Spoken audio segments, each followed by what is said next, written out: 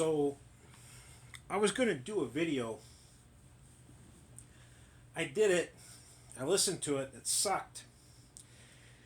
And then after that, I seen Rewardaudacity had made a video, and it was a good video, and it had a lot of things that got me to thinking. Um, so a lot of times, um, on the weekends, I go for walks too, and I've been taking that 22 pistol of mine with, and the two things that that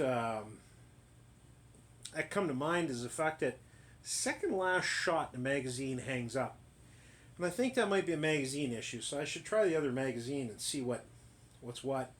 And I got a shoulder holster for it. And I really like that shoulder holster, but it's kind of sloppy, so I got to find a better holster for it.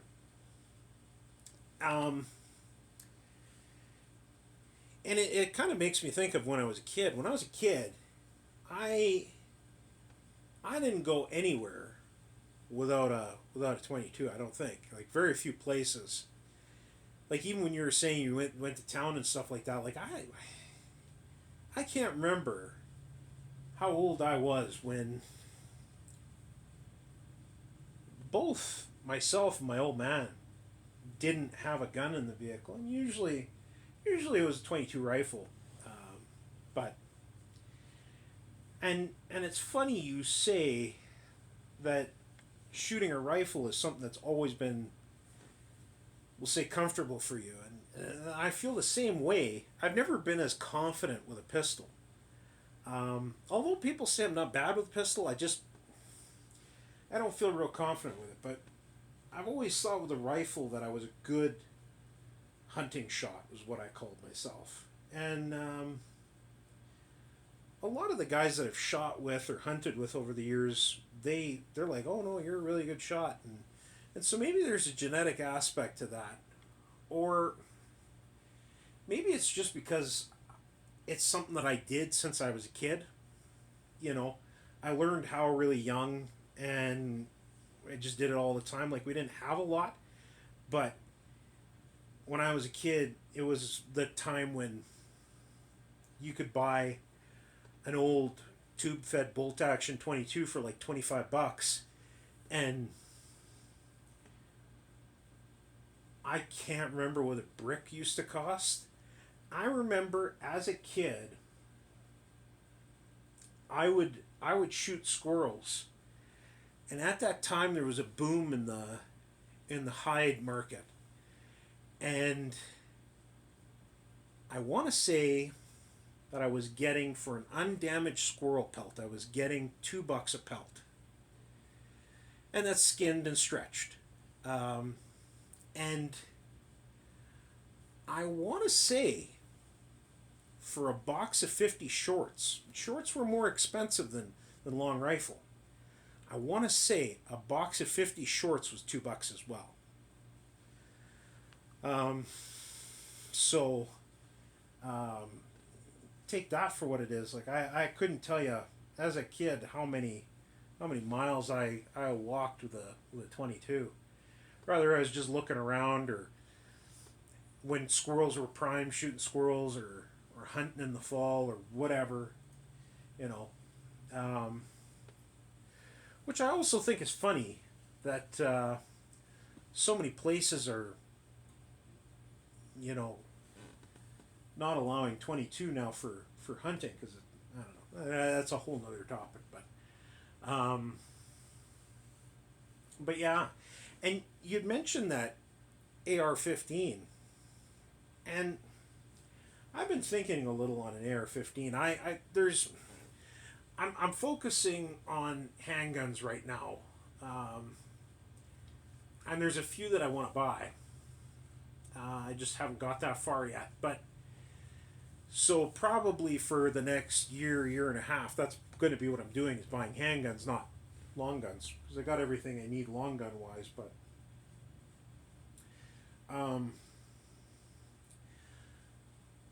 I think about an AR-15 though, and I'll be honest, an AR-15 has never really done it for me, but so many of the guys that I work with have them and like them and stuff like that. And they're really cheap right now. And I'm sure there's going to be an election and a scare and they're going to be expensive, but the ones in 556, 223, whatever, they're really cheap right now.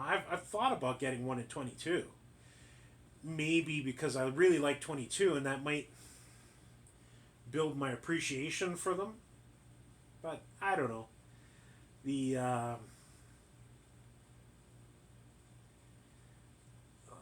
it's more the cartridge than anything that kind of steers me away from them. I had a I know I've said this out here before. I had a Mini 14 ranch rifle years ago, and kind of heavy, but ate anything, really accurate. But the cartridge was just a weird size for me. It was too small to do rifle things with, but too big to do like the 22 kind of stuff with. So it didn't really, I don't know. I never really warmed up to it, but maybe I need to give it another shot. Um, and you'd also mentioned with your spring, and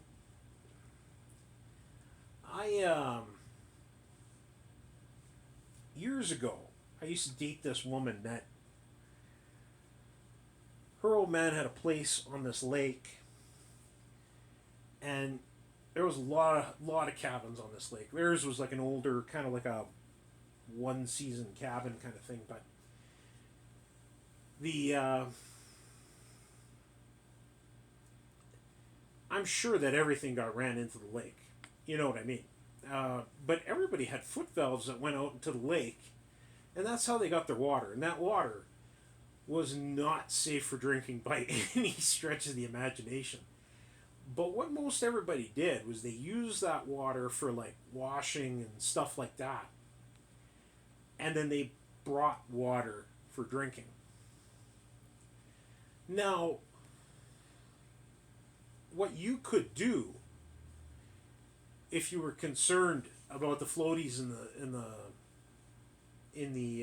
the water, and I would be too, is I would use that water for like everything. And then what I would do, and I'm sure you probably have one of these, I would get maybe I don't know, I don't even know if they sell them anymore. I would get one of those Berkey water filters. And I would just fill that thing up with the spring water and just, you know, drink it, brush my teeth with it, maybe wash my dishes with it, whatever, right? You know, and that probably would be not a bad idea. And I don't know how you want to do that.